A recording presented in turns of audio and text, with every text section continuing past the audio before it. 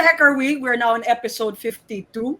You could all find all our episodes on our YouTube channel, which is the Globally Ballin YouTube channel. Just click on the bell icon, and you'll see all our episodes. Part of the Globally Ballin network is the Globally Ballin podcast, where you take a surface level view of all the sports and opportunities around the world. Next is called 5 Minutes With. This is where athletes actually analyze their own plays within 5 minutes of a show.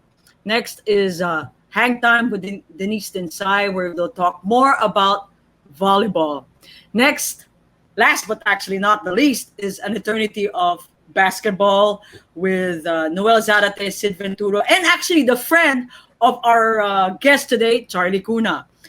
This show is sponsored by many sponsors. So we have Tops to Go, New Era, Georgie's Delight, Arfatelli Ice Cream, Cuts Apparel, and Hinilaban Farms. Now I'll go back to Cuts Apparel. They're actually now selling bike shirts. So if you want any, which I know Jay would buy soon, if you want any kind of bike apparel, please look at Cuts Apparel PH. So episode 52. Wait, 52? 52? 1 year. 1 year. Yes. Actually, it's our 1 year anniversary. June 12th. Yeah. June 12th is our 1 year anniversary. So our episode guest for today is our honorable. Man, honorable. He's actually a family friend of my family, right? He's the Philippine senator, and actually I think a majority leader. I hope I'm correct there, no? Clara, you could put on the slide. So let's make this so he's also the author of RA 9850, which is declaring the Arnis as the national sport in the Philippines. He is chairman and president of the Philippine Kali Arnis Federation. And guess what? He's also an Arnis World Champion. Why don't we welcome our Senator Juan Miguel Zubiri? Wait. You deserve this one. If you have, this why. Because if you have that kind of picture that is really fierce, parang ready for kick-ass eh. Yung ganong itsura, ready for combat. Pang-romansa yan, Jay, pang-romansa. Pang-romantic movies yan. Ang ganda ng background. Ang ganda eh. Flag, di ba? I pay my staff too much. I pay my staff too much. They want to. Pang movie talaga. Okay, overlooking them. Thank you so much, Senator, for being a guest on our show. Thank you for inviting. And you're absolutely correct, Claudia. First of all, nice to see you guys. Claudia, nice to see you. It's been a while. Jay and Caro, nice to meet you both. I've met, going back to what Claudia said, I've known her father since I was in short pants. Literally, they knew my parents before I was born. I mean, they were all partying in Manila during those years. And Claudia is one of the coolest dads I know. Super cool. Until now, he's super cool. We're both white hair now.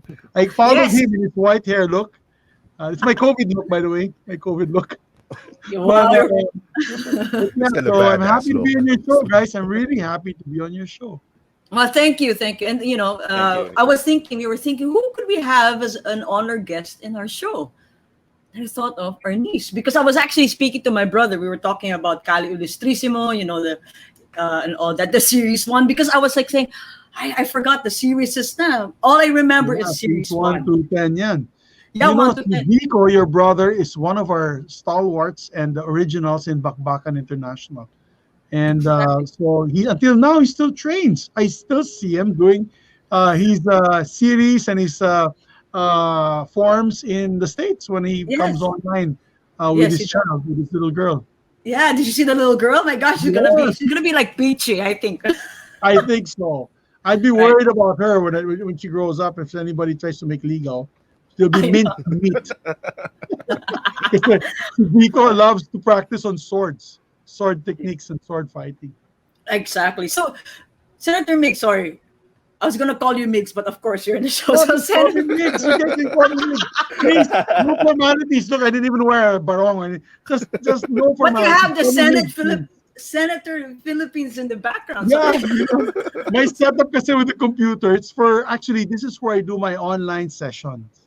So okay. when I'm here, if I'm not in Manila for face to face with the Senate President, this is where I do it. It's in the basement of my house, and then I put the seal in the back. I was trying to look for a PCAF seal, but my PCAF, the Philippine Eskrima Kali Arnis Federation, is in Manila, so I didn't bring it here. I wanted to put the PCAF logo in the back, but it's okay. I think this is all right. But yeah, Yeah, please that's don't call good. me Stan Mix. Please call me Migs. Fine. Okay. Okay, so Senator Mix, you were talking about Kali Ilustrisimo and my brother being a student of. What about you? How did you actually start your martial arts journey? No. Wow, I've always been a big fan of Chuck Norris, believe it or not. Oh, When I was younger, huh? And Shokusugi of the ninja. The Shokusugi was sikat. He did all the ninja movies. That he used to film here in Manila. As a matter of fact, as a young boy, I have a picture with Shokusugi coming out of Peninsula Hotel. But I had a picture with him. He didn't even have a shirt on. And I even got to meet Chuck Norris one time in an ice cream parlor. I forgot the ice cream. It was an American brand whoa. at the time. In the 70s, I'm talking about late 70s, it was like 79, 1980. So this was a long time ago. I was like a 10-year-old boy. I started my martial arts when I was 9 years old. I joined Shotokan Karate. It was AK at the time, under the Vigilias clan. And I was up to red belt. And then when I moved from karate and I went into taekwondo, and my older brother Joey said, you should come into or start taekwondo training because he was friends with a lot of taekwondo. Taekwondo was starting to get popular at the time. This was in early 80s, like 81, 82. So I started taekwondo there under Grandmaster Sun Chong Hong, which is Master Hong, which is he's now the big boss in Taekwondo. Everybody knows Master Hong. And it was in Makati City. We were in Makati City Gym, the central gym, where it all started, where Bonsur Bonsur de Rosas was a young teenager. All the big time black belters were all, teenagers. And I was a little boy there watching them all train. And that's how I started my path to martial arts. So I did a bit of karate, then I went to taekwondo till I became a junior black belt. And then there was I remember one time my brother Joey, my eldest brother, brought this fellow to our house in Alabang. I really will never forget this. This was my Bruce Lee moment with the one who turned my whole life around. This was the turning point. I was watching TV. I was a boy of 14. I was watching TV, lying down, and my brother comes down with this fellow by the name of Christopher Ricketts, Master Tupper Ricketts. He was slightly balding, still had his hair, great body. That was in the early 80s, so he was still macho pa because he eventually gained a lot of weight later on. He was like the fighting Buddha. But he was in great shape. And then he says, "Oh, Miguel, sabi ng kapatid mo, black belt ka sa taekwondo." I was 14 years old. And I said, Wow. "Yes, this is the fellow, my mentor, and he's like my second dad." Fortunately, he passed away. That's Master Christopher The Tupper one in Ricketts. black. The one The in one in black. the middle. The one in middle. In the middle. The one in black The and one in white. black. Yeah. Training the American. That's Burton Richardson, who happens to be one of the famous martial arts. He's a black belt magazine instructor. So he asked me, "Oh, so it's black belt ka? O ito." He sticks his hand out like that. "Sipahin mo to, roundhouse." And I told him, "Ay, sandali. Stretching muna ako, stretching." You know how it is, di ba? Kailangan warm up muna. And then he tells me, "Alam mo, sa totoong away, walang warm up. Sa totoong away, pag sipa, suntok. And then he tells me, "Oh, taas mo yung kamay mo." While I was bringing my hand up like that, it was just going slowly up like that. Boom! I saw the fastest roundhouse kick. The fastest. It kicked it and brought it right back to where it was in the backside. And I was like, wow, I had an epiphany. Like, this guy is amazing. This is my Bruce Lee moment, right? So then I started them. Still still took taekwondo on the side. Then I slowly graduated towards him from classical martial arts. I call it considered classical martial arts. When you do the taekwondo, karate, then you go to mixed martial arts because that's what he was promoting at the time. And this was the early 80s. Nobody did kickboxing, mixed martial arts then. It was really mostly traditional martial arts. People were going to Aikido because of Stephen Seagal, and karate because of all these movies of ninjas and Chuck Norris. And then you had all these other martial arts. Kung Fu was very popular at the time because of Bruce Lee, and of course you had the Jackie Chan movies and all those Once Upon a Time in China movies, you know. And then kami, wala. What we would do, Master Tupper would just we had a sweatshop. You ask Charlie Kuna that. You ask your brother that. We had his garage. His garage had several punching bags, different lengths. We had wooden boards wrapped in Manila rope on the walls, and all we did was beat those things up to death, including us. It's like you were training as a boxer, but using kicks and your hands, and then that's your first 6 rounds, and then your second half is the 4 rounds. It's all sparring, and he loved it. He was like a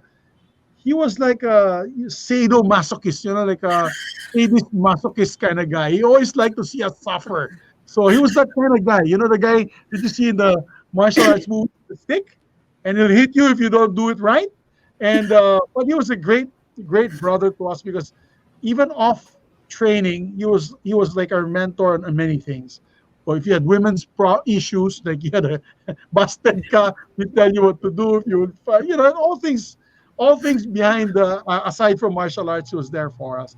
But he was that kind of guy, and you know, we train with him 3 to 4 times a week, depending if we have a tournament or if we were going to do. What he used to like us fighting with other clubs. He'd arrange boxers to come. He'd arrange other martial artists to come. We'd visit other martial arts schools, and we'd be doing sparring. So we'd always be on the alert and always ready. And as a matter of fact, if you go on YouTube, you can actually catch a lot of the videos. If you go back on fights, even if you put Miguel Zubiri in fights, you'll see some of my fights there. And you know, these were in the early 80s, late 80s, and early 90s. So that's how I really got involved. And that's on the martial arts side when I'm talking about my hands and feet. I got involved in Arnis through Master Ricketts because he introduced me to this fantastic instructor. As a matter of fact, he passed away so early. He died, I think, in his mid 30s rather. Sorry, mid 30s, and his name Edgar Sulite. He's the gentleman there on the picture you see. He's on the lower left, extreme left, with a black suit, right beside Master Tupper Ricketts. The one holding the Arnis. Yes, holding the Arnis. That's Edgar Sulite. And sabi ni Master Tupper, sabi niya sa akin, Migs, sa lahat ng open hands tsaka street fighting, ako natuturo sa'yo. Si Master Edgar ang tuturo sa'yo ng stick. And he was training me. He'd come to my house thrice a week, and I was a 16-year-old boy when I started with him. And then I really learned a lot from this gentleman. He started his own. He initially was Caballero style, and then he did his own martial arts, which is Lameco, which is Largo, Medio, Corto, long, medium, short, so that we can. His purpose was to train you for short range, medium range, and long range. And he was a great teacher. So much so, I fought my first tournament. It was the nationals in the. Wow, I was 17 years old when I fought. I'm trying to figure out the math. Maybe 1987. I was going to say, 1995, 1989. 1987. Okay. Some of you guys were probably babies then. So 1987, I had my first tournament. It was the nationals. I won my first tournament, silver medal. I won a silver medal for my first tournament. And then on 1988, I fought again the nationals. I won the gold. And then that's when I was seeded to fight in the World Arnis Championships in 1989. And I was lucky to have won my event there for, if I'm not mistaken, it was the light heavyweight. We were light heavyweight gold. And I fought two Americans and one Swiss guy. And I was lucky enough to have won that match. So I was like 19 years old at that time. And then I've never looked back. I've continued training with Arnis. Of course, we still continued with Bakbakan because Bakbakan has stick. We have, of course, weapons training using Arnis sticks, knives, swords, and then we also continue doing our grappling. We continue doing our kickboxing. But I focused a lot on the Arnis side, so I joined a lot of the Arnis competitions, and then I took a break. I joined politics in 1998, so I kind of slowed down. I became a congressman for 3 terms, and that was the time I was pushing for the together with Roland Dantes. We were pushing for the law that we passed, which is Republic Act 9850, which is the Arnis law. Unfortunately, when I was in Congress, we had a hard time passing it. It got stalled in the Senate. So when I won for a Senate seat in 2007, my first stint as a senator, we pushed it again, and we were able to get it passed in 2009, which created actually Arnis as our national martial art and sport. Which, if you look at the history, when you talk about Philippine sports, national sports, di ba? If you look in the old books, it was Sipa, which basically sepak takraw, Yes. which is Yeah, played actually. all over Southeast Asia, and it's not really predominantly played in the Philippines, to be honest about it. So we wanted to go purely indigenous, and Arnis is an indigenous Philippine martial arts.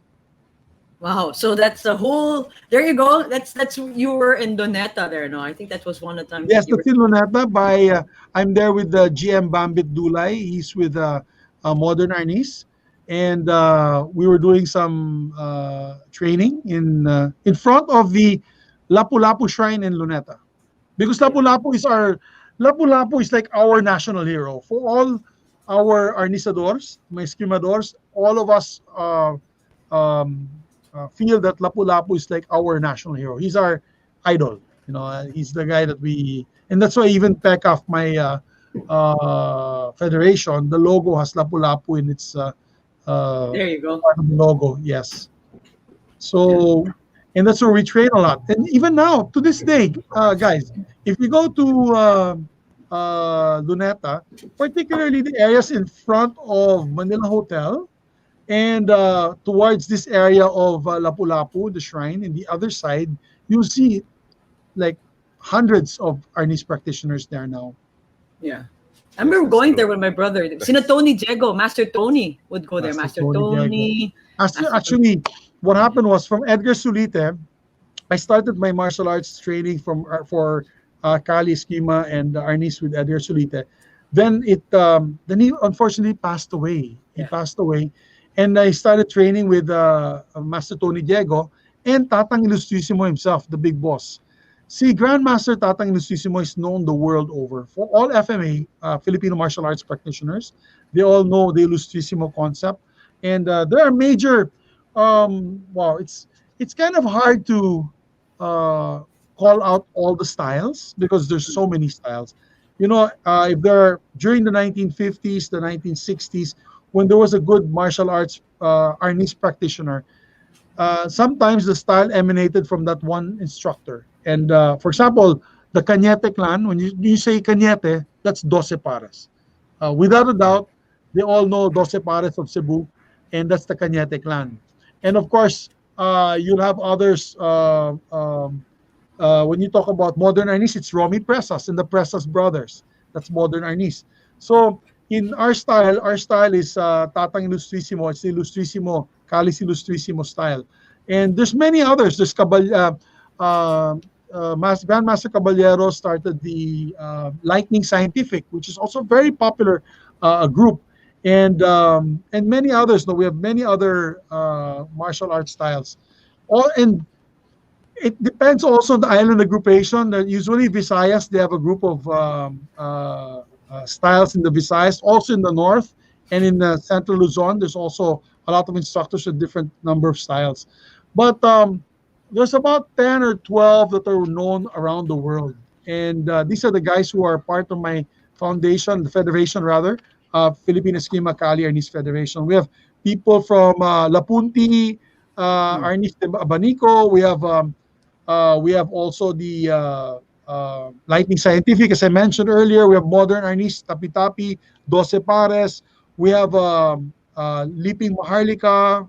This is the Narafield group. We have Balintawak, also style World Eskrima Balintawak Federation. We have Tres Puntas, Abanico Tres Puntas. So we have even Pikiti Tirsha, which is also very popular martial art around the world. We have also Pikiti Tirsha with us. And so what we did is we got everybody together. I don't want to jumpstart your questions, but we're loving the Just go kwentuhan. ahead, Senator. I'm Just go enjoying ahead. it. Yes. Loving this. this is my love. I grew up with this thing, and Claudia knows this. Yeah. My family knows this. It's something I was when in really super short pants, already watching in TV and wanted to emulate. So we got everybody together. But on a personal note, so Master Tony Diego also trained me under Grandmaster Tatang Ilustrisimo, and that's how it started. But how did I start the federation? When I became a senator, we passed the law and creating Arnis as our national martial arts and sport. But I noticed one thing: we were never united. All the styles were always fighting. If you notice, why do the other martial arts prosper and become Olympic sports? Because they have a united federation with united rules. I mean, karate, there's so much karate. There's Wichiryu karate, there's Shotokan karate, there's the Kyokushinkai karate of Masoyama. You have so many different karates. But now what they did was they sat down together and said, hey guys, we gotta unite, because we have to have one set of rules, we have to have one set of forms when you do competitions, and so on and so forth. Same goes for taekwondo. There was different kinds of taekwondo. There was warando, there's taekwondo, and different other styles of taekwondo in Korea. They decided, hey guys, let's just combine it all so that we have one style, one form, one judging set of rules.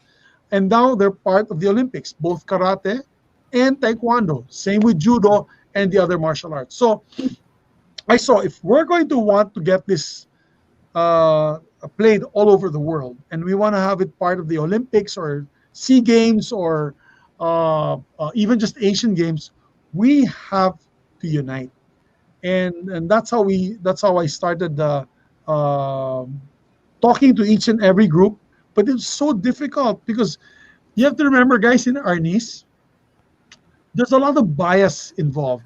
And Claudia, our master, God rest his soul, I love him dearly. And Master Tupper was a great guy. But let's face it, he always thought his style was the best. Our styles were the best. Everything else was Baduy or Chapsuy, or he would say Corny or Laotian. That was that kind of attitude that the masters had before, which never got us together. Right. I had to, how do you say, cleanse myself from that kind of thought process wherein, those guys are lousy, we're the best. Because if that's the way you think, you'll never get these people together and united. So I came into the picture and said, look, let us respect each and every one's style. That is their way. Whether it is effective in combat, whether if it's effective in the tournaments or competition, that's not for us to say. Let's get everybody together and unite. And actually, we had a congress in January 12 in January 12 of 2017 with the first National Arnis Congress, and we had it in Mandaluyong. We had over 200 Arnis organizations and clubs there with about 280 grandmasters, masters, and instructors. And we all came to the agreement that, no matter what style you are, let's all unite for the sake of the art. Because, we were getting beaten. I'm telling you, I was telling people this 10 years ago. If we don't shape up, the Americans are really good. The Europeans are really good in FMA, Filipino martial arts. They're beating us left and right now in competitions. You know, the first five the first five world tournaments, world championships, the Filipinos would win maybe out of 10 categories, will win 7, and the foreigners will win 3. But now it's the other way around. Huh? The Filipinos only win the lightweight category. These are the bantam with the lightweights, and then the overall majority, it's already Italians, Russians, Americans. You have from other European countries, Eastern European countries. They're winning. They're really getting very good at this. So we had to get together to come up with a unified set of rules, and then come up with qualifiers. Because before, guys, may hinanakit. Tama ba yan? Tagalog hinanakit, di ba? Tama. JJ. Frustration. Sa Bisaya, Bisaya, pagmahay ba? Pagmahay. Sa Tagalog hinanakit is, in 1989, I won the World Championships of Arnis. And we fought a very diverse international. As a matter of fact, the guys that I fought, one guy was a Green Beret from the U.S. Army, and the other guy was now a grandmaster in the States, and very well renowned martial artist. So you would think that I'd be seeded for the SEA Games. There was a 1991 SEA Games. So what happened in 1991? The NSA then, which I will no longer name because I don't want to bring up old hinanakits or anything. So the NSA then did not, and I applied to fight with the SEA Games. They didn't want me. They disqualified me because I was training with a master who is not part and parcel of their group. Oh, wow. Which is not right. It's not right. That's why I came up with it when we decided to unite together under PCAF. I said we must change everything. It must be all inclusive. We should have inclusivity. Everybody should have a chance to join. That's number one. Number two, we must unite our rules because, and I'll explain a bit later, the rules in the Visayas are different from the rules in Luzon. And because of the fighting styles. The fighting style in Luzon, it's point system, similar to like kendo, wherein one straight hit, stop the fight, point. Style naman sa Visayas, parang sabong. You have 2 minutes to keep hitting, it's like non-stop, rapid fire. More exciting. It's very exciting, and you can see it in the YouTube. Very exciting fights, but you have to have good scorers, right, to check if they're how many. Eventually, it's like a boxing match. So the judges see who has the most shots in. So what I did was, before the NSA would only have one set of rules, which was only the point system. So we completely disenfranchised the Visayas Mindanao fighters. Completely. They'd have their own set of competitions, and that was really not good for uniting the art. So we decided to get all the clubs and styles together, come up with the unified rules wherein whenever we have competition, we have the point system, and then we have the boxing style, which is the free for all, no? And so we have those two systems now of judging in our competitions. That's number one. Number two, when you want to fight for national and international competitions for the Philippine team, you have to be seeded. What do I mean seeded? We now set up the competitions for Mindanao, Visayas, NCR, and Luzon. So the champions of these four areas, we would have, at the end, we will call that the Battle of the Champions. So we'd spend like almost half a month in the Visayas, have tournaments there, get the best of the Visayas. We'd have half a month in Mindanao. The last competition in Mindanao, we had it in Zamboanga, had the best competitions in Zamboanga. Had the best competitors of Mindanao fight in Zamboanga. And same with Luzon. Then we had all of the winners We got all the gold medalists of each and every category. We made them fight here in Manila for the Battle of the Champions. These are the best of the best. So nobody can accuse us, because what happened was, again, like what happened to me, my personal experience, I actually cried, and I'm not ashamed to say this. You know, when you train hard for Yes. a slot, you know, I think a lot of sports men and women can resonate with me, or can identify with me, wherein they got cut off because of politics. Oh, It's not yeah. because Yeah. they were given opportunity to fight, but they or to play. No, it was not that. It was that because of politics, because you represented the style, or they didn't like your coach, or they didn't like your club. You're out. And that is what we do not want, and we never did with our system now of PCAF. So That's that's where we got the pool. The Battle of the Champions became the pool for our national team for the Arnis Championships in the SEA Games. right. And we got 14 golds. We were the most number of Yes. gold Number- medals Yeah. for sport. And I'm proud of each and every one of those guys. Super You know, proud of them. Yes. Senator, I just watched a documentary about that. So, but later on, we'll go to that, no, Sen. But Clara wants to go back to a photo and ask you what actually happened here, no? So, Clara, Sure, Oh, wait. yes. So, There. I'm okay, also I found the curious. photo now before Alright. I flash it. Claudia gave us an answer earlier, but we'd like to hear it from you. Yeah. Why is there a Oh. flying stick? I've been wanting to ask it. That's a disarming technique. Yeah. When you disarm, they fly very far away. That's the idea. You want to make them fly very far away. So that's actually when they strike. When they strike you, you twist, you jab the stick up, it flies really far away. It's a disarm. It's a disarm. Yeah. When you try to disarm a stick from your opponent. Yeah. Paano So talagang I'm glad I tatamaan was yung- correct. Oh. Paano yan Yeah, talagang sorry? tatamaan yung braso? Tatamaan yung braso, or you're Hindi, just gonna hit the stick? You have another stick. You don't see my stick there, but what you do is, it's kind of hard. If maybe I have a bigger screen. So if this way, if he strikes me here, my other stick, which I will demonstrate with a ball pen. Oh, okay. You should be able to use the ball pen either way, right? It's like it's a Yeah. Born weapon. identity yan. Oh, yeah. Exactly. So the stick would block it here. I'd block it, and then I would twist his arm and use my elbow to shove it up, and it would fly out. Oh. Either way, it could also be from this side. From this side, I do the same thing. So I'd scoop it up like that and get it out from the arm. It's easier if I had somebody, with me now. No. Everybody laughs. Kasamang shock factor din, kaya siguro ganun kataas yung ano no?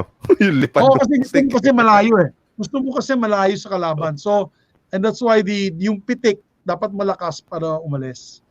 And in competition, that's a full 3 points. If you Wow. disarm your opponent, Oh. actually you disarm him twice, you Yes. win.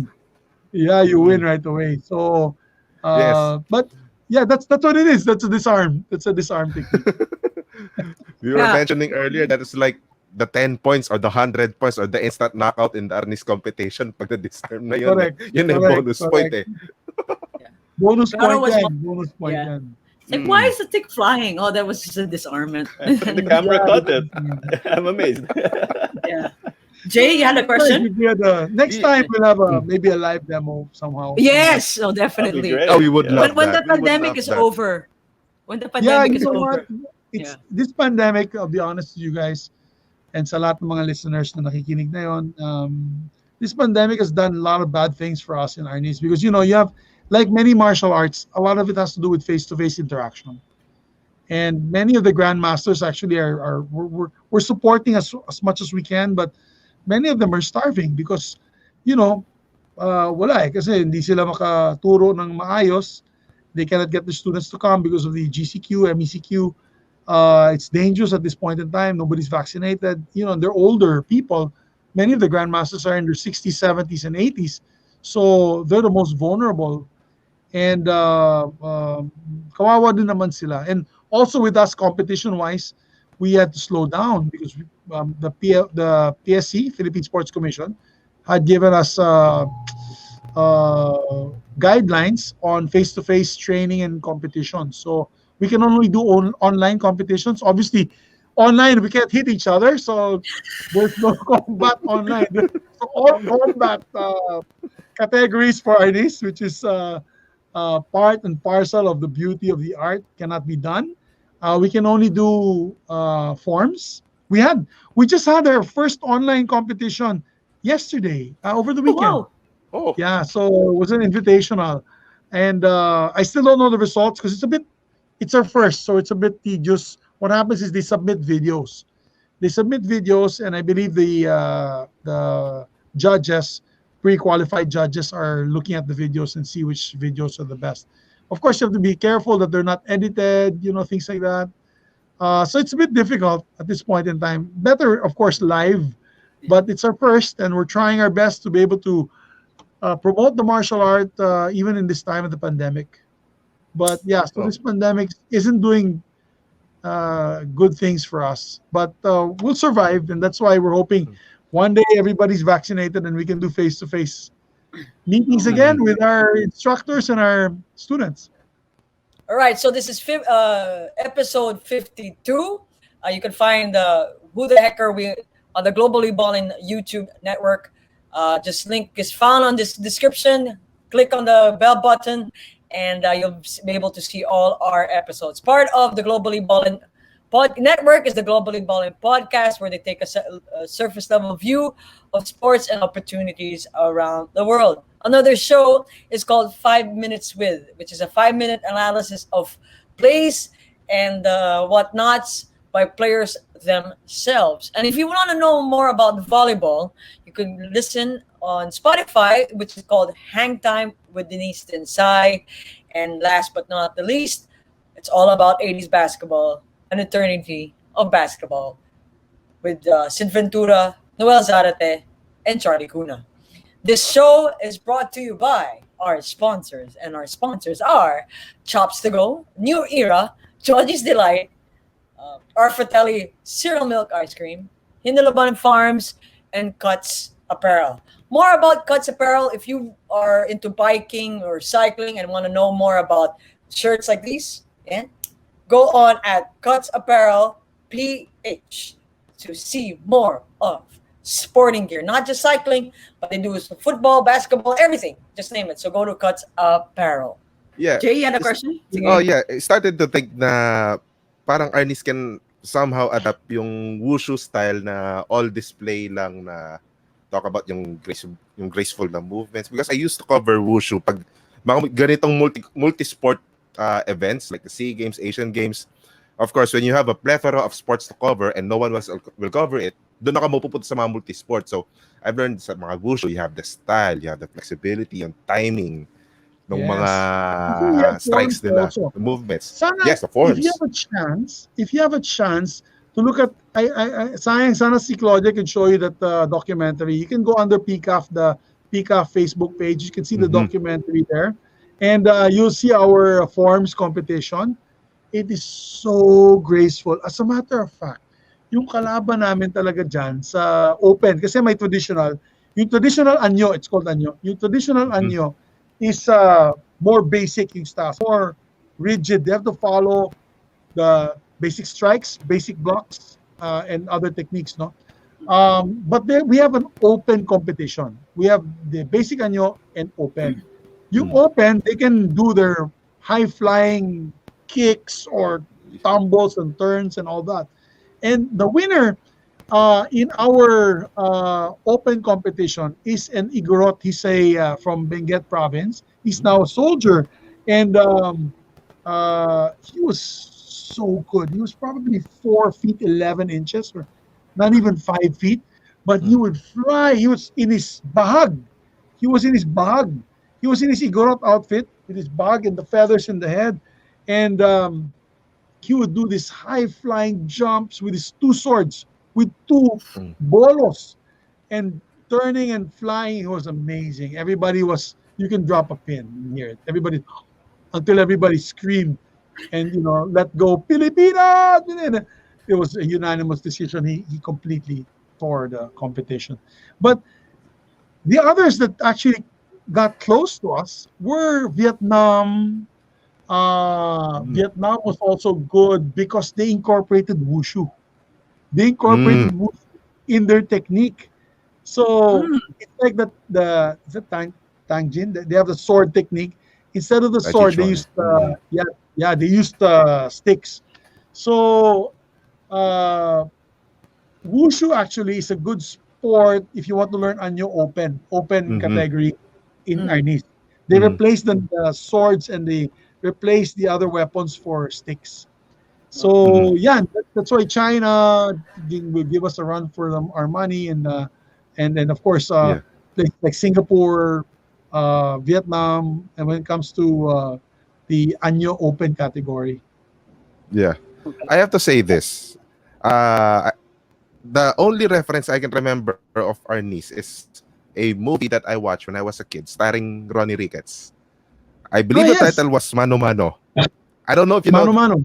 that, Senator, but yes, I can remember that well when Ronnie Ricketts was battling all the bad guys, all the goods with a pair of Yantok sticks, and it Yes, was so awesome. And I can tell you, kids, right now that there's nothing wrong with idolizing action stars like Chuck Norris, Sylvester Stallone.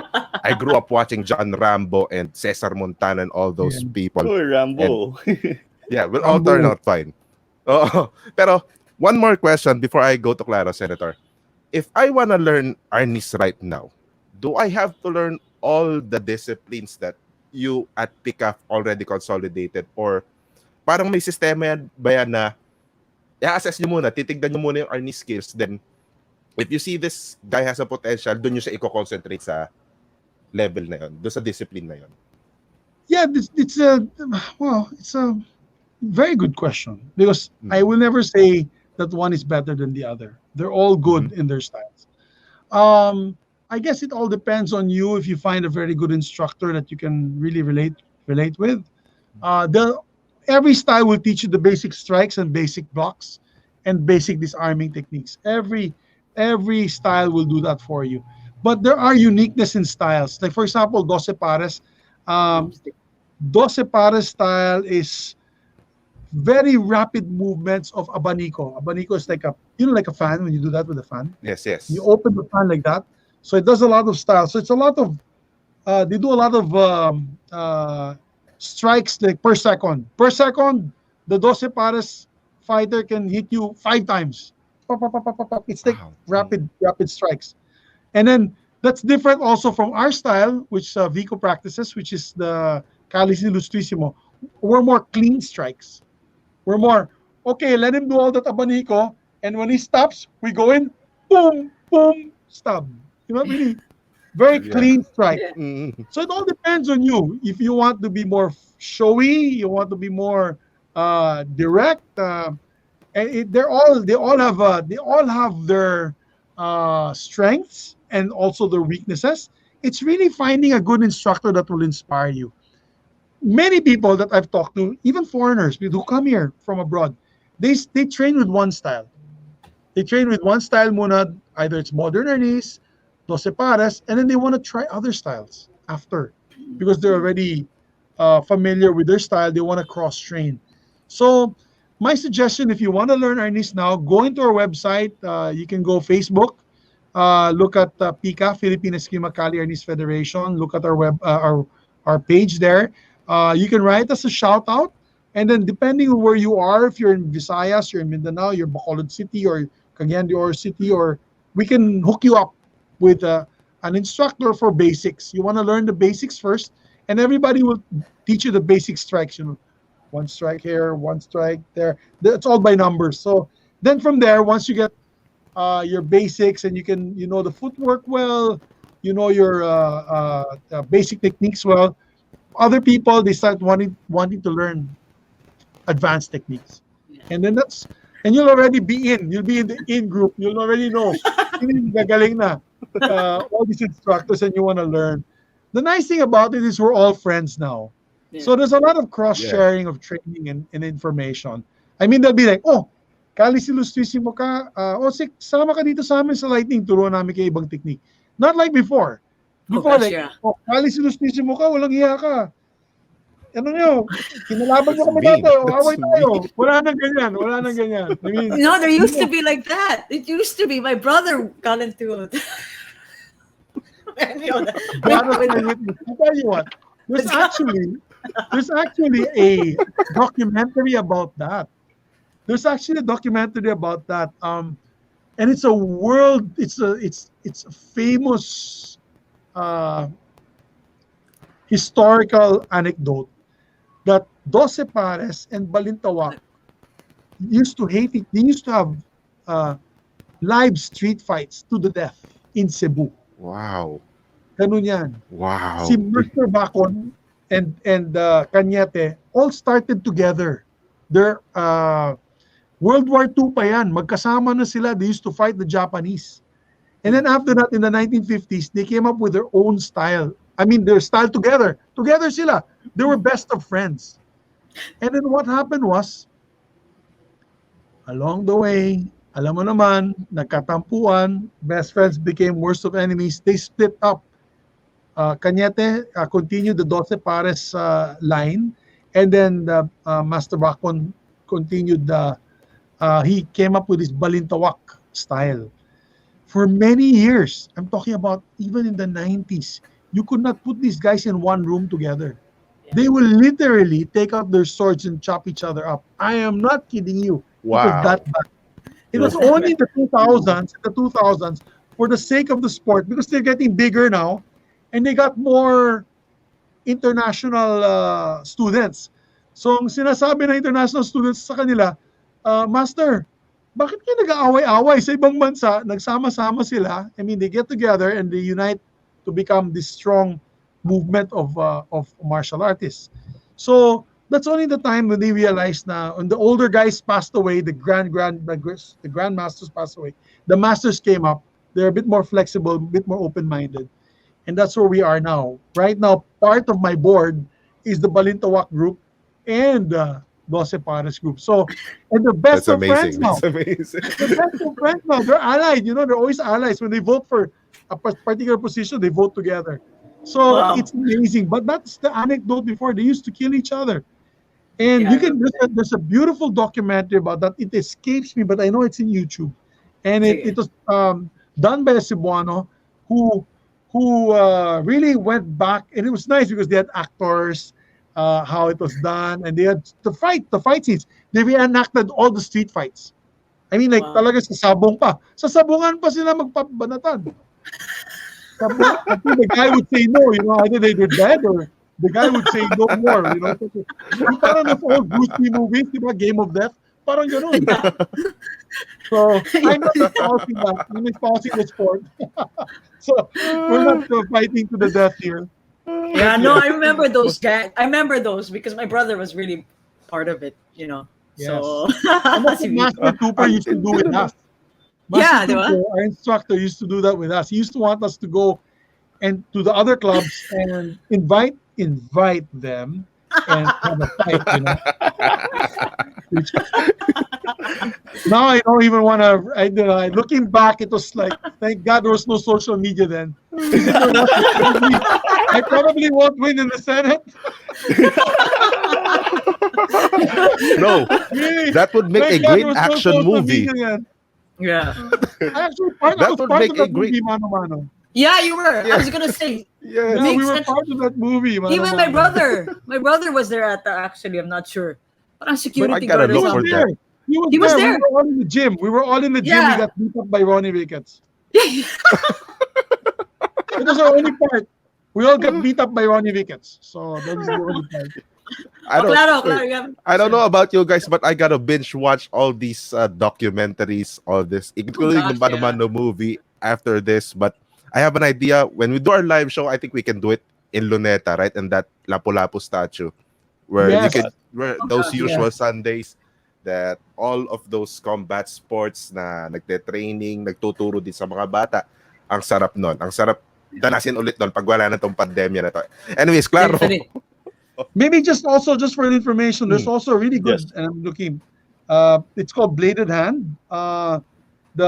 It's a documentary as well. The Bladed Hand. It's actually really nice. You should check it out on YouTube and stuff. They did bits there. It shows beginning to end history and all the styles and how it got together, and it's nice. It was done by a good friend of mine, and It's a good show. The Bladed Hand. Ayan. So we have Recommended something to viewing. watch later. Sige, Yeah, Claro. recommend- I have a Claro. lot of things to watch. I'm excited. I'm excited. Yes, but I want to ask you about competition, Senator, because of course we have our local tournaments, and I really love how you have these competitions to sort out who's the best in the country, and then they represent us. That's something that's really great. But when it comes to the international level, do we have to kind of change our style of competing because we may be facing opponents who are bigger or maybe even faster? Yes. Yes, that's why we had to really institute the weight category. You know, the problem with Pinoys, unfortunately, we may be heavy, but we're short. And then, okay, like the thinnest I ever was about 185, and I'm 5'8", right? A 185 American or a 185 European or a 185 Russian is about 6'3", 6'2". His reach is almost double mine, Yes. Oh my right? God. So you have to really the Pinoys had to really uh, be ingenious with the way they'd fight. In other words, we can't stay out. You have to be always in. And that's where the abanico comes in, where you're continuously tapping him. When he's having, because he has long arms, he's having a hard time attacking you, right? So if you're if you're a short guy, you're always constantly coming in. You're always constantly coming in, because if you stay out, Yes.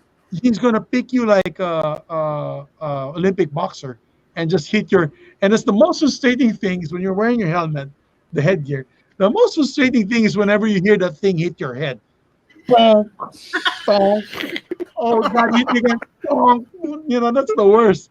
So you try to come in. And so medyo dehado tayo pagdating sa mga weight categories. So right now, we're doing very well in the Anyo. We're doing very good in Anyo competitions. The lighter weights also do very well. We're a powerhouse in Asia. But when it's world tournaments now, wala. Menso world tournaments, hirap din yung Pinoy, ha? Hirap din yung Pinoy. So that's why we want to unite the clubs. And that's why we're doing our regional playoffs, because what we want to do is we want to expose our Arnisadors to quality competition before we actually make them fight internationally. Because before, ano lang to be honest about it, yung club mo, handa na, sige, laban sila next week. Ganun lang yun. Di ba? Yung, sino yung kaibigan natin dun sa club na yan? Okay, get their team. Tell them to set up a team, let's go, let's fight. That's how they did it. Pero yung kalaban mo, your opponents in Europe, they have the regional tryouts. They have the European tryouts. And so by the time they're actually chosen by the team, they're the best of the best. And that's what we wanted to do also. We really wanted to make sure that our quality of players were very good. And we had to incorporate a lot of techniques from Eastern Europe when it comes to selection process, training. We have a very good coach. Richard Gallego is our coach for the Philippine team. Boy, I mean, his training regiment was tough. He's ex-military, so he was a tough coach. And also a martial arts practitioner. Kaya, so that's basically the thing with fighting and training and being able to get the best of the best. Wow. So, just to piggyback on what Claro said, no, Sen, I still have to get used to saying Senator. my father will probably kill me if I don't call you Senator. So, 2019 was a very big banner year for Arnis.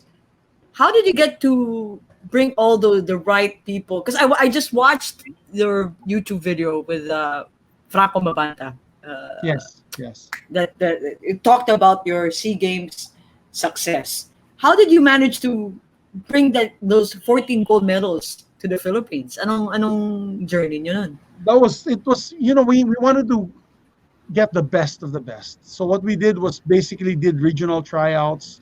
We did Luzon, Visayas, Mindanao, and NCR, and all the gold medalists, as I mentioned earlier, brought them together for the Battle of the Champions, and there was no bias. We really wanted to get everybody to compete.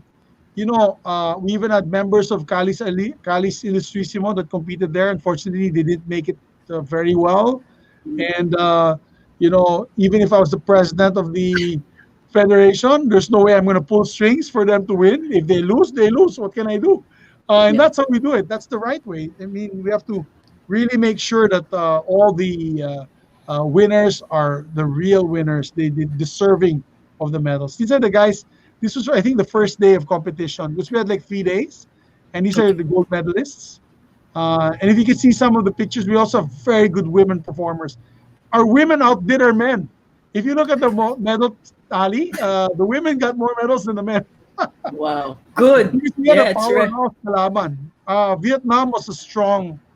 Vietnam is actually our biggest competitor in Southeast Asia, and that's why I'm actually really sad. To be honest, I'm actually really sad why Vietnam did not include us in their SEA Games, That's right. because they got, if we got 14 golds, almost every one of them were the kalaban was Vietnam, so they got about 14 silvers. And they had four golds. Actually, they had 4 golds and 12 silvers, if I'm not mistaken. So they did really well. And I'm talking about, these fights were, I'd say, could have gone anyway. We had a full international, what you call this, group of judges. The judges weren't Pinoy, and they weren't even. What we did was try to avoid getting Southeast Asian judges, because then you'll always have biased. You'll always have biases with Southeast Asian countries, right? I mean, the joke is the Philippines loves Thailand, or Thailand loves Philippines, or the Malaysia Indonesia group. They always go together. So we had judges from Italy, we had judges even from Africa, we had judges from the United States. So there were quite a diverse set of judges, and it was very difficult to really judge the competition. But you can see here, almost all of our players were medalists, all of our players, and I'm so proud of those boys and girls. So proud. I had It was an emotional roller coaster ride. Let's put it that way. From the first day to the last day, we must have cried 10 times, because of the tension, and the winning. And you see this, many of these guys were not from well-to-do families. Many of them are soldiers. Some no, we have about 5 soldiers. Some of them were veterans from the different, Zamboanga siege and all that. And then we had many students, and these are working students. They're not well-to-do families. They're lower middle-class families, and they did so well. Some of them had issues. They had parents who were in the hospital, or some were critically ill. As a matter of fact, we had a player who won gold medal whose mother was actually critically ill at the time, and they were fighting not just for God and country, but they were fighting for their family, to cheer up the mom who was being treated for cancer. He was a gold medalist. I believe he's the guy. Which one was he? He's not in this picture. But so it was heartwarming to see them all make it. I didn't expect it, guys. I thought we'd just get overall champion. I was expecting maybe 8, because I knew there were about 8 good players that were world class there. But wow, when the gold medals started coming in, I was so proud of them, boys and girls. So galing. Yeah, I That's was my boy, actually. anyway, the boy. Where is he? Where is he? Which one is My he? son, I have my little son in that Oh picture. yeah, he's part of it. He's There you go. He's the one in blue. There. Yeah. Are you teaching There, him, katabi. martial arts? Right now, basics muna. He's a brown belt in Shotokan karate. Okay. I want him to go through what I did. Do a classical martial art first, because you learn the discipline, you learn the footwork, and the forms. So you don't actually walk like a duck or look like a duck when you're in the middle of the gym.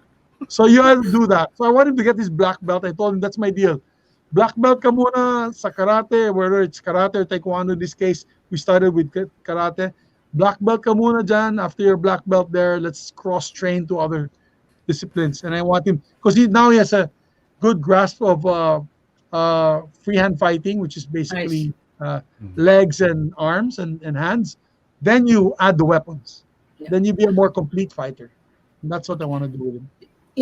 Senator, before we actually had guests on our podcast, we've been here now for a year. We actually went on an episode where we talked about, but there was one, I'm not sure who it was, that wanted to stop tournaments, na physical tournaments, remember? But Yes, yes. Combat remember sports, that, yes. guys? Yes, And we then had I that. was Yes, we like, had that. because I We I had do that. martial arts. I'm like, you're not so that defeats the purpose of We filed putting. a bill. It was a Yeah. congressman, a couple of congressmen, actually they're friends of mine, who filed a bill Oh. to stop combat arts for a certain age. Like Yes. I think they can only fight when they're like 18. If we do that, actually, with all due respect to them, I wanted, I'm a competitive player myself, a sportsman. If you do that, we will never win in combat arts, never, because you have kids in Romania, you have kids in Italy, you have kids in Serbia, you have kids in the Bronx in the United States that are training to be boxers. They're training to be mixed martial artists and fighters at such a young age, and that's how Habibi, the I think the greatest, one of the greatest mixed martial arts fighters who retired undefeated. He was a mixed martial arts competitor at age 9 until he Oh, became what he is now, unbeaten to this day. So definitely the caliber of our competitors will completely nosedive if we yeah. do that. It'll completely nosedive. Our training will be too late. And how can we win medals right now? We've got boxers in Olympics. We've got boxers that are qualified in the Olympics. We have karatekas who are qualified in the Olympics. We have taekwondo players qualified for the Olympics. If they started at 18, none of them would have qualified. I guarantee you, it would have not been as a great caliber as we have now. Yeah. So, When I read that, that's a I'm bad like, are idea. you, That's a bad idea. yeah, I'm like, what are they talking about? Because I started with my brother young. I'm like, we have to do martial art. Not only does it help you physically, but it helps you emotionally, mentally, everything. It gives you the whole package, you know? Absolutely. And actually, yeah, you sent me a question about how it may be part of my way of life. It has made me who I am today. I mean, if I did not pursue my martial arts career and I was probably just a couch potato and stuff, I wouldn't have been a fighter in the Senate or a fighter in Congress. I wouldn't be fighting for the advocacies that I believe in. And believe me, in some of the advocacies that I fought for, my life was threatened many times. I mean, I was once a log ban, a believer, and of course anti-logging. And in Bukidnon, we had to stop huge conglomerate of loggers, and it also it was a threat to our lives at that time. But because of our martial arts training on discipline, it really kept me focused. So I always tell people with their kids, if they have children, to start them with a martial arts path. But I always tell them to start them with a belting path, a martial arts that is a bit of a traditional, classical with a belting system. Because I know some parents now, and I think our guys, my guys, my bakbakan group, now they're doing that with their kids, and I keep telling them, hey, make them go through a structure, make it structured, because right now they're getting people to, I can see them they're gonna kill me if they watch this, but I can see them, they're training their kids to punch, strike, kick, grapple, and all that, and so they're gonna be great fighters. Believe me, they're going to be great fighters. I will not doubt it. They're going to be great fighters. Probably even better than my son, because my son is more structured and more I'd say, pigil, di ba? Pigil, kasi sa karate, you have to hold your punches and stuff like that. I want him to train that way first until we cross-train into more combat sports. But the problem is, when you have kids like that, magiging bugoy yan. Ayaw mo sila maging bugoy. Because you want to make sure that they learn the discipline. You don't want them to become barumbado. Yeah, That's where you, right. yeah, you don't Yes. want them to become barumbado. Because what you don't want them is to be siga. They cannot be siga all the time na angas na baka maging bully pa. That's what you try to prevent with a structured martial arts. Diba? Yeah. When you have a good instructor, I mean, guys, I'm sure all of us watch Karate Kid here, right? Oh Cobra Kai. gosh, Oh yeah. yeah. Yes, of It's course. all Karate Yes. there. Kid. Oh yeah. It's all in Cobra Oh Kai. yeah. And I have to say, at one point in time, our group was the Cobra Kai. You know, Oh yeah. unfortunately, we Yes. were pretty bad boys in the martial arts circles then, and that's why we're trying to fix that now. What we're doing with Ernest. That's right. No, again, I'll go back to the Cobra Kai. My brother was part of that. It's Charlie Kuna, I'm sure, was also part of that. Yes, Mitch Kuna, Yeah. undersecretary now of Environment and Natural Resources. Yeah. You know, Nonoy Andaya, who's quite a bit Oh, controversial really? now, who's in the news Yeah. all the time now. Si Nonoy Andaya, former congressman of Camarines Sur. Yeah, he was with us in Bakbakan as well. So yeah, it's pretty diverse. Mansoor. Monsor de Rosario, one Yeah. of our most senior members, of course. Duran Sordo, and these guys are still training up to this day. Yeah. So, Claro, you have a question. Oh yes. So given all the competition and everything and trying to raise the level, but to break it down for some people, how important is martial arts for self-defense for your everyday life? Let's say it's pre-COVID or no pandemic, and you're out in the streets, and they say self-defense is something that's important. Oh wow, it's a big help.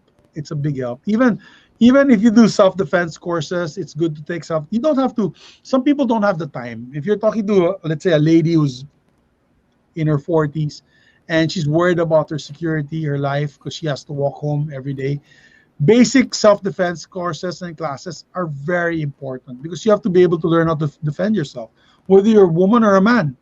And I always tell people that just like a gun, they say, it's better to have it and not need it, and unless you until one day you need it and not have it. It's like martial arts. You have to know basic self-defense. And people say, oh, that'll never happen to me. But you'll never know, right? If that does happen to you one day, whether in a situation where in a bar and a fight breaks out, a great martial artist actually knows how to avoid situations. That's right. A great martial artist knows how to avoid. And being the ninja fan that I am, because I love ninja movies and I used to want to be a ninja. Um, it's really funny. I used to really want to be a ninja, and I wanted to be. But there was a great movie by Chuck Norris called Octagon. You can see the whole movie on YouTube. Try to catch it. It's called Octagon. It's a really great movie. It had my idols. Sho Kusugi. Remember the movie Ninja Assassin of that Rain? Oh Remember yes. Rain? Yes. Korean actor Rain? Yeah, Sho Kusugi was the bad mentor in the end. That was the guy. But anyway, where was I? Why did I move to? Yeah. Because Octagon. ninja training or martial arts training will also teach you situational awareness. Situational awareness. You'll have to know, for example, you're in a bar. When I used to go out, when I was during my younger days with your brother Claudia and other members, whenever we go to a bar, we'd always look for the exits. Yeah. We'd always stay in the table by the back where there would be walls beside us. So if somebody makes lusub, not behind us. You'd always know when there's tension already and there's a group of guys that are getting into arguments, it's time to go and pay the bill and leave. So these are situational awarenesses that you learn when you're a martial artist. It trains you how to be aware of the situation around you. And Master Tupper used to do that with us. He used to stick us in a room and make free-for-all fights. Like 4 guys in a complete gear with headgear and say, away kayo, matira matibay. Boom, boom, Mitch, your brother Vico.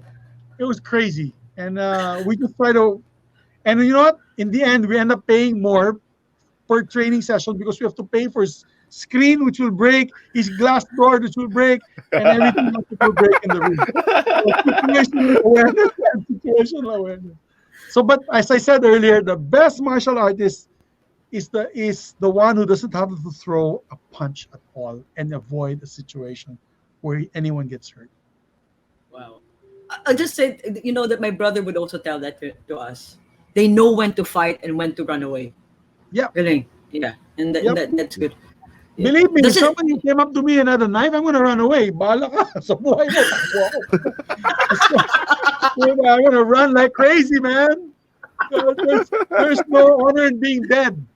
There's no Yeah. pride in being dead. So, Jay- inner strength training. But definitely, if somebody came up with a knife, just don't be a hero. You Inner live to peace. tell the story another day. That's There's right. no embarrassment in that. Believe me.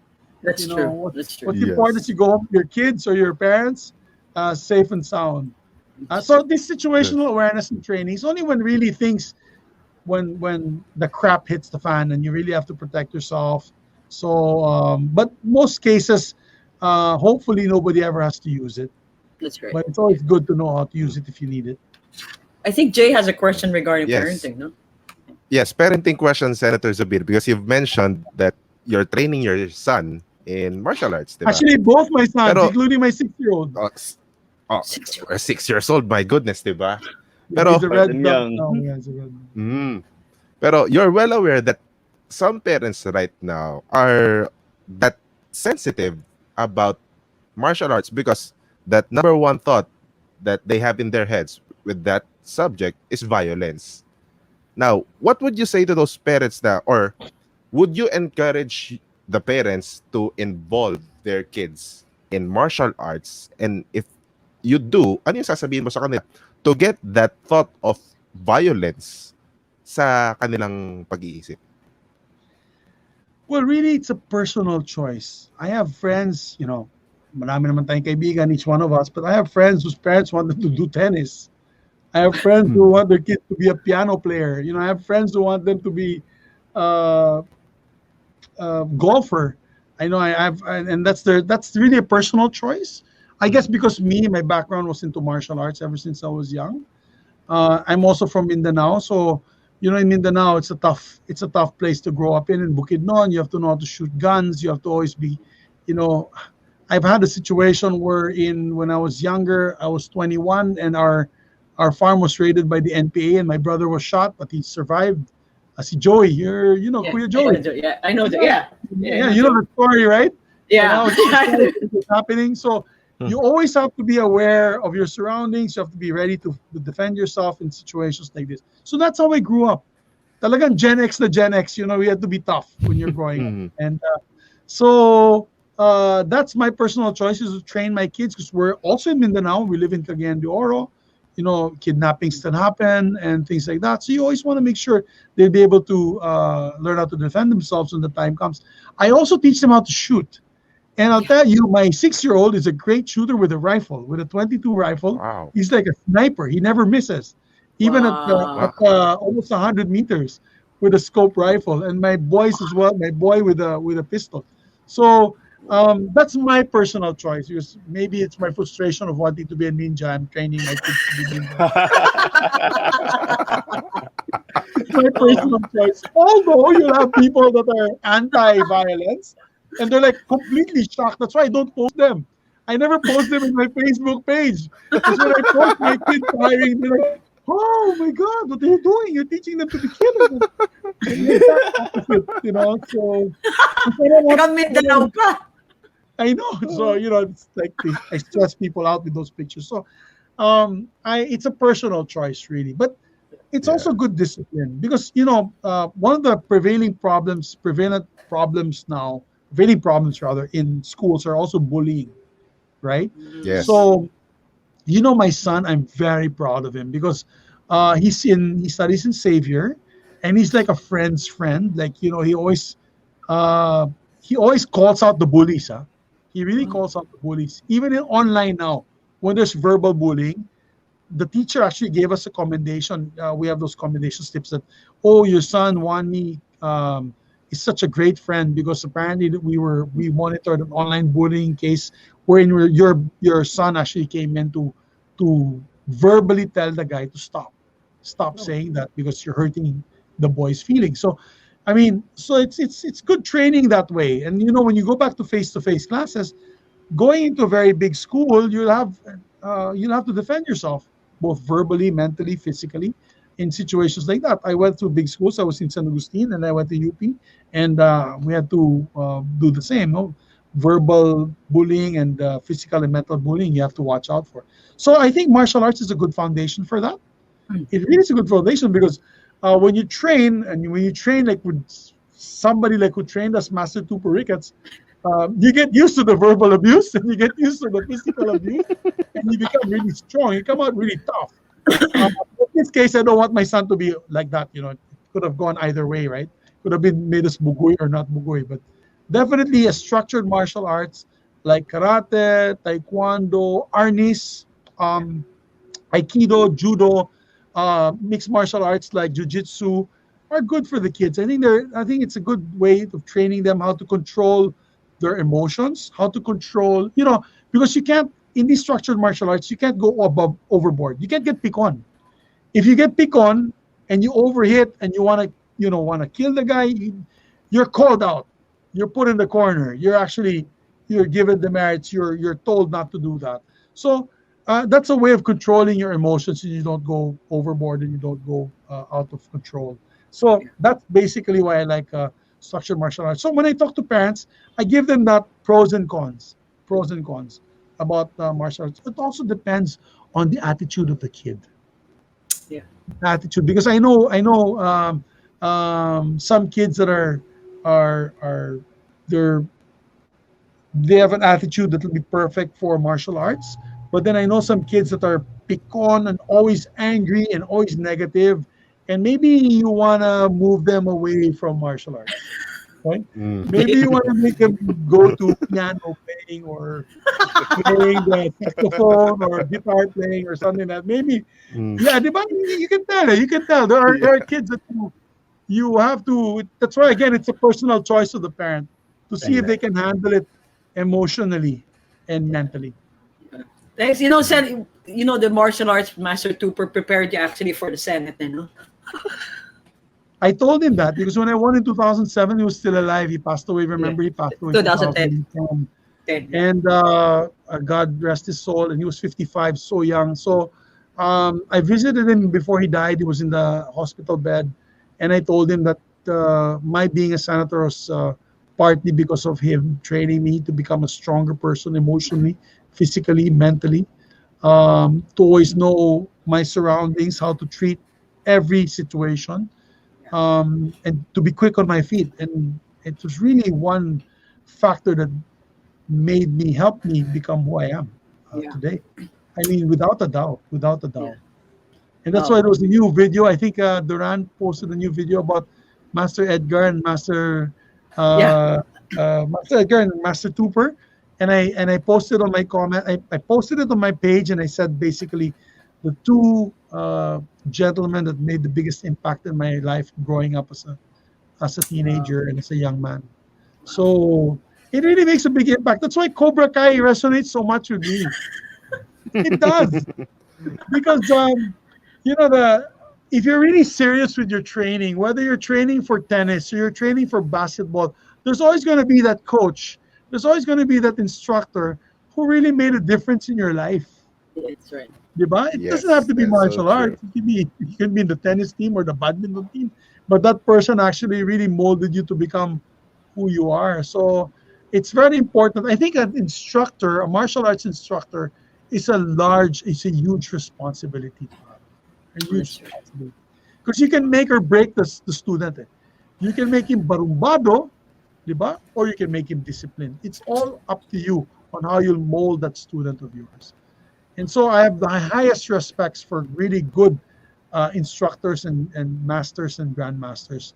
My highest respects to them, really, especially if they're well-renowned and quite popular. That's right. Well, thanks. Sen, we have this. actually went overtime, which is actually pretty good because we loved and we enjoyed your stories. No, but we have this section or this part of the show where it's called quick fire. So we're gonna give you certain questions and then you just answer. It's just a very Let short me drink answer. some water first. You're putting me in the hot seat. Hindi naman, Senator. Hindi naman. Okay. Yes. Let's do It's it. like the cool down, actually. So, Come to think of it. so the two boys have their quick fire. So I'll start with you, Claro. Okay. You get to have dinner with your 3 idols or mentors, dead or alive, and who are they? Wow. In martial arts, Or definitely- anything in life. Yes, you can go outside. maybe martial arts because that's what right now my mind is on Sure, martial sure. arts. It's kind of hard. Well, if it's martial arts, definitely Master Tuper Ricketts again. I would love to spend just even 1 hour with him and tell him how much I love him. And Master Edgar Sulite as well. And of course, Bruce Lee, if I had a chance. Mhm. Pick his brains, how he Yes. became what he was, and how he started. Of course, if you gave me more, then I would give you more names for martial arts. But if the top 3 of my mind, those 3, together in dinner, that will just drive Master Tuper crazy. But they're probably together right now in heaven. They're probably together in heaven. So hopefully they're training now. They're actually training right now. Yeah. So the thunder, that's what you hear. Them. Yep, That's them. That's Jay, or you want me first? You go first, Claudia. Okay. Okay. Senator, so if you have to go to a dojo or a octagon, and you had to fight either Bruce Lee, right? You said mention, or who's your other, or who's your idol? What's his name? Chuck Norris. Chuck Norris. Yeah. Who do you think you'd win against? Well, Bruce Lee beat Chuck Norris in the movie, right? Yeah. So, Yeah. The movie was that the one where they were in the part. They were in Enter the Dragon. No, Enter the. no, the other one. They were in Italy. They were in the Colosseum. What is the I title of forgot that the name. movie, man? My Oh, memory is sikat na failing movie, me. sikat na fight scene. Ayun. Oh, so you were saying again? Sorry, if I had to try, if Yeah. I had Who to would go you to fight? octagon- Yeah. Who would you fight? Wow.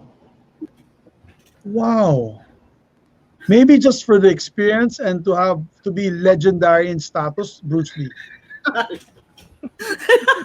Yeah, because I mean, he was such a legend, and I mean, Chuck Norris is still alive now, and I love him dearly. He's like they make memes out of him, right? He's like, Yeah, they do. he's unbreakable, unbeatable. But Bruce Lee has legendary status. Actually, almost all fights that he encountered have been recorded and like detailed and chronograph. I mean, they took records of. So yeah, Bruce Lee would be an amazing fight, but I know I'm gonna get my ass kicked because he's so fast.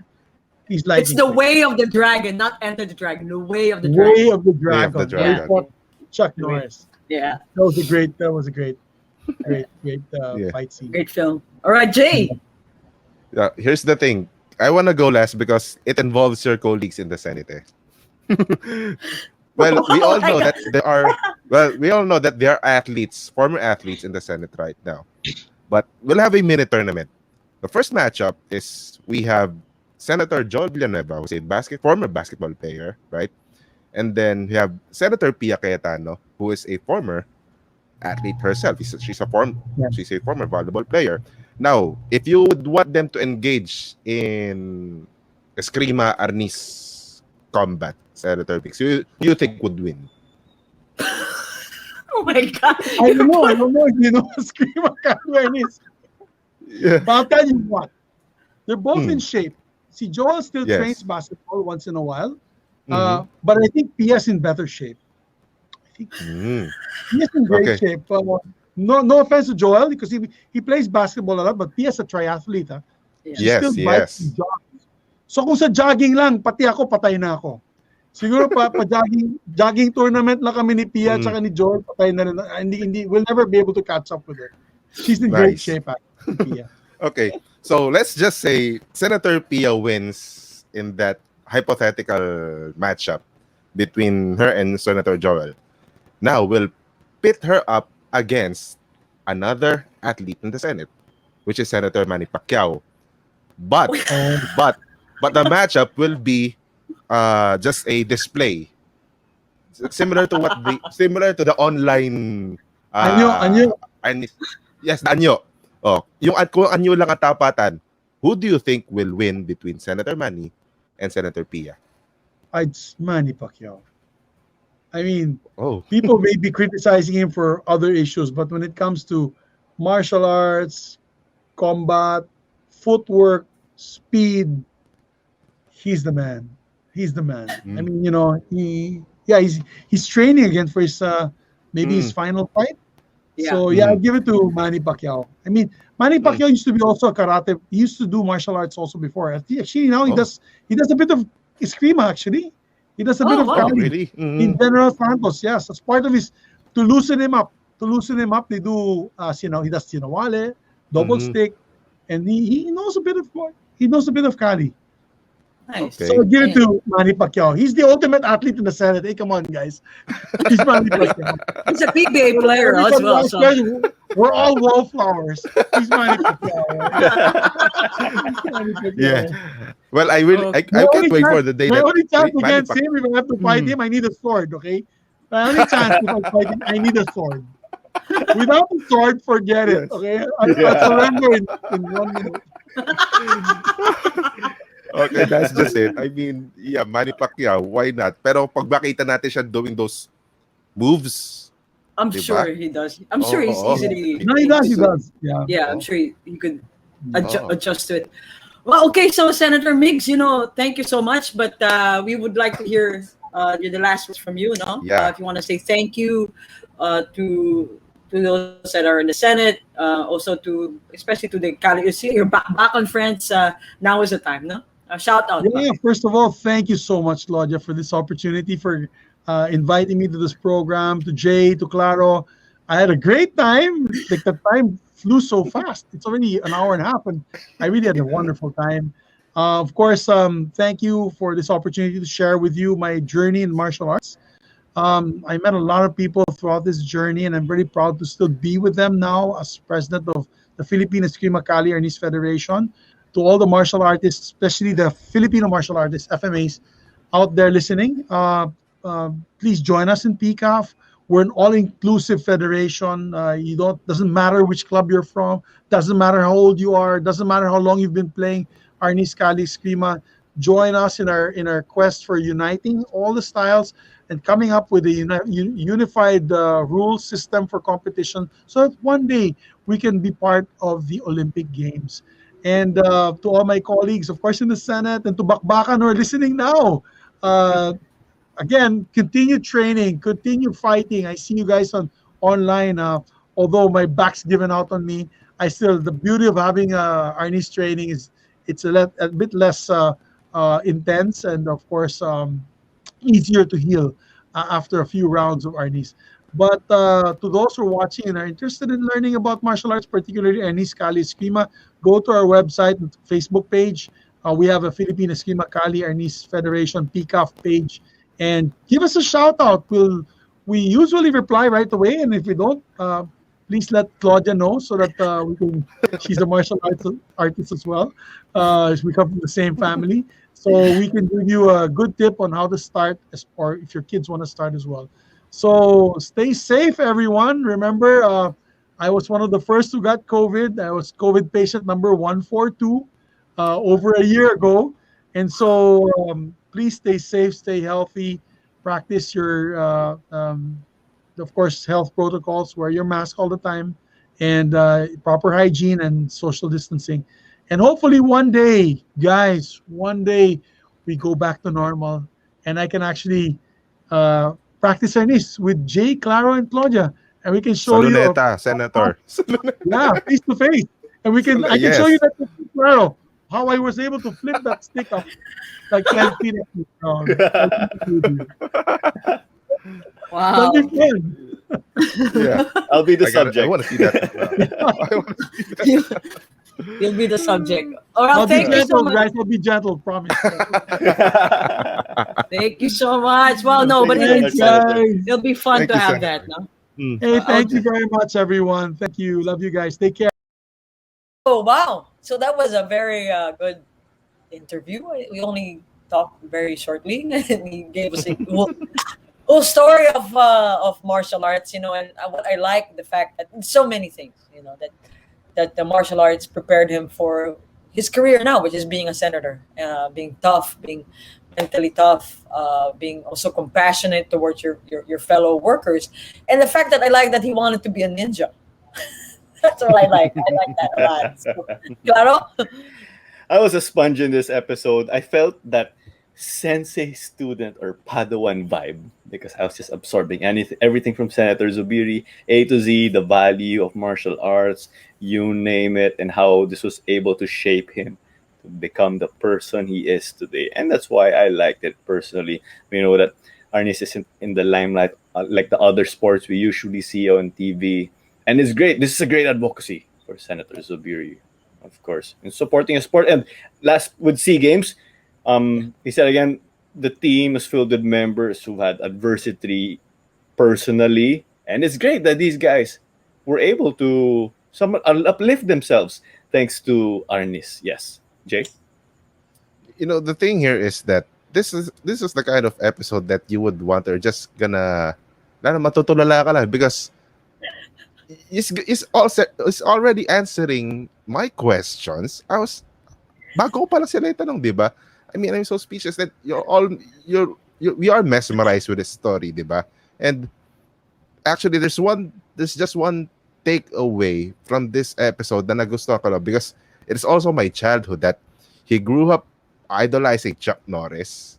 I mean, kids nowadays, it's so hard to find kids that really growing up with action stars with all this violence right here, diba?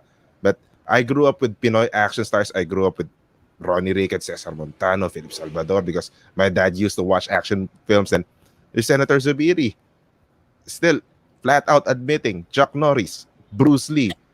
That's his childhood right there. And look at the kind of man he turned out to be, diba? He's a Yeah. great senator, great lawmaker, and a Yeah, great very good. citizen of the republic, diba? That's right. And amazing the fact that, like what you said, Clara, he's a sponge. You were a sponge in this episode. I was a sponge as well. And Jay, tama, martial arts made him where he is today, no? A very good senator, in my opinion, no? So thank you so much, boys. So the Who the Heck Are We? This is episode 52. It's part of the Globally Ballin Network. In order for you to watch all our episodes, please go to YouTube. Look for Globally Ballin YouTube channel. Click on that bell icon and subscribe. Part of the Globally Ballin Network is the Globally Ballin podcast, where they take a surface level view of sports and opportunities around the world. Next is 5 minutes with, where players themselves take a 5 minute look into their analysis, into their plays and whatnot. More about volleyball, you could listen to Hang Time with Denise Tensai. They have several volleyball guests, from coaches to men's volleyball and to women's basketball. And last but not the least is an eternity of basketball, where they actually have guests from Norman Black to Tim Cohn to Vic Sanchez and Elmer Reyes. The hosts are Noel Zarate, Sid Ventura, and attorney Charlie Cuna. Now, this episode is sponsored by wonderful sponsors with Chops to Go, New Era, Hinalaban Farms, Jolly's Delight, our Fratelli Milk Ice Cream, and Cuts. And I hear music. Woohoo! And if you want to know more about Cuts Apparel, they do now make, you see that shirt? They do now make cycling shirts. Not only cycling shirts, they also do basketball, volleyball, and football. So if you want to get to know more about them, go to their Instagram page at Cuts Apparel PH.